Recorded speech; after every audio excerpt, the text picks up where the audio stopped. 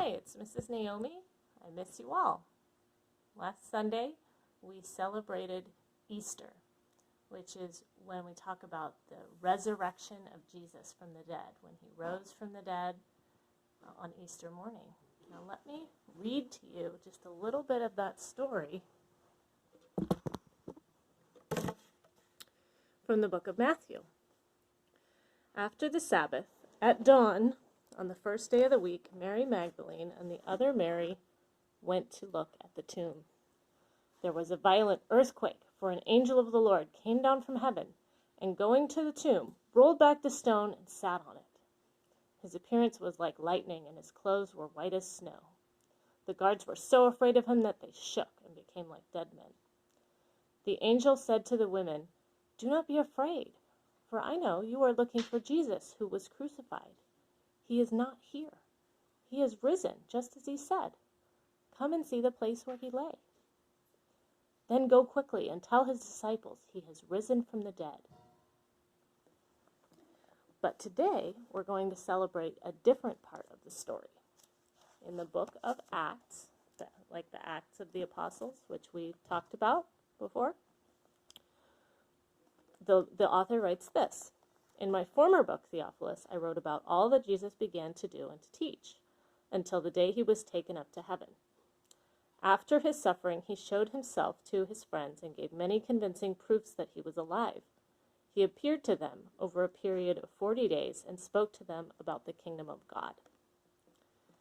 And then he had a conversation with them. And then after he said this, he was taken up before their very eyes, and a cloud hid him from their sight. They were looking intently up into the sky as he was going, when suddenly 2 men dressed in white stood beside them. "Men of Galilee," they said, "why do you stand here looking into the sky?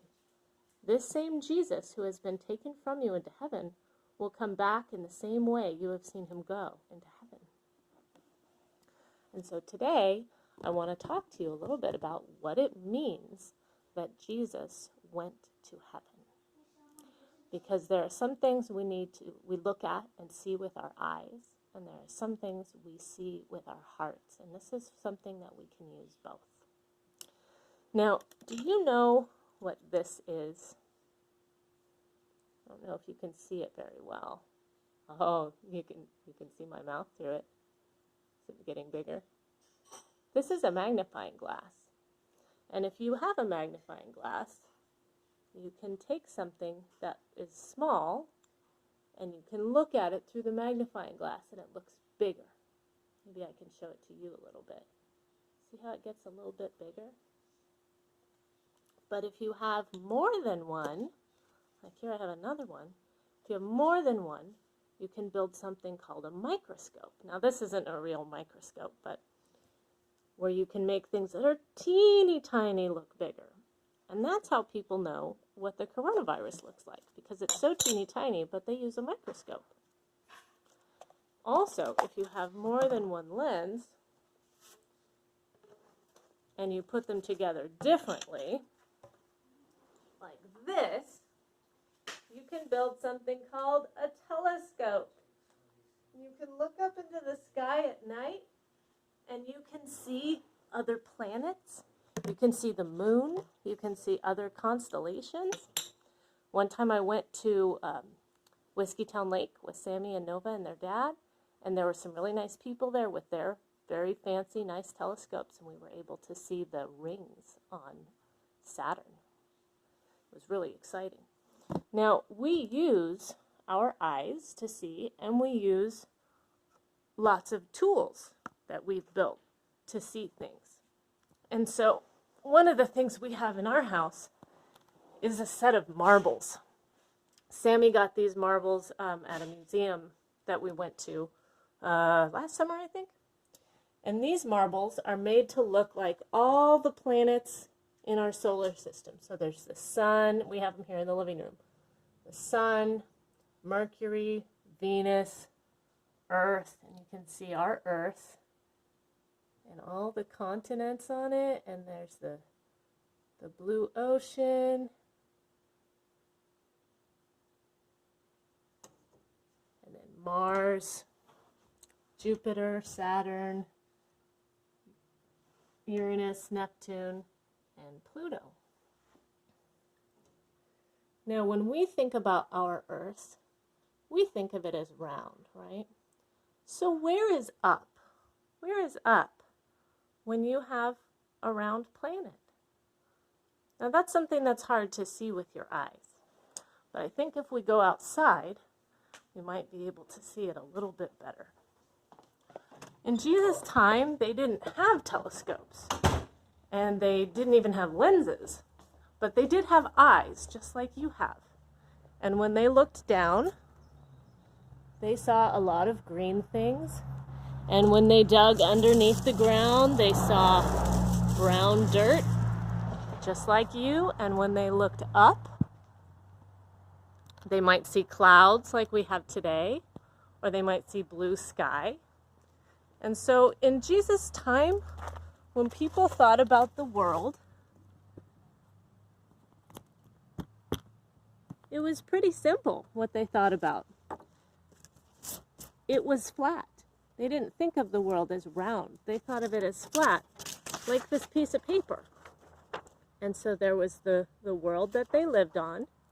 So here's our woman and our man. Whoops, they're falling down. Ah! Maybe I'll just leave them down. So there's our woman and our man. They're living on the earth. And then underneath, if you dig down, it's all brown, right? It's underneath the ground. And so that's where they would put people, just like we do when people die. They would bury their bodies down in the ground.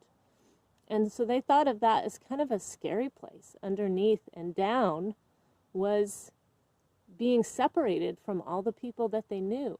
And so it was a little bit scary. But then when they looked up, they would see the blue sky. Can you see the blue? They would see the blue sky up above them. And so they couldn't see, just like we can't see God, they couldn't see God. So the blue of the heavens is where they figured God lived, up there somewhere. And so, when they looked down at the ground, maybe I'll help you see here. When they looked down at the ground, they didn't just see the dirt under the ground, they also saw death. And so I have this black piece of paper. Because if somebody died, then they would never see them again. They were separated. And that was very sad and very scary. And so that's something that they would see with their hearts, just the way we see it with our hearts when we think about somebody dying and never seeing them again. That makes us sad. And sometimes if we think about ourselves, we might get scared. And they had those same feelings that we have. And then also, when they would look up into the sky and see the heavens, that made them think of God. We've used the color purple to describe God because it's the color not of a man, not of a woman, but of royalty. And God is over all the earth, so we call him royalty, like that. And just like we can't see God, they couldn't see God either. And so they were separated from God by the heavens. They couldn't be together with God because of the heavens. But something very important happened. Jesus came along. And Jesus did two important things for people to help them to know what they could do with these things they were seeing with their heart. They were seeing, looking down and feeling fear, being afraid of death, and looking up and feeling longing, wanting to be with God and not feeling like they could. But Jesus came, and he,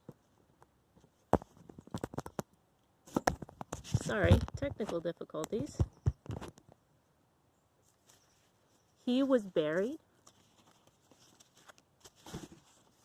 but then he broke the power of death.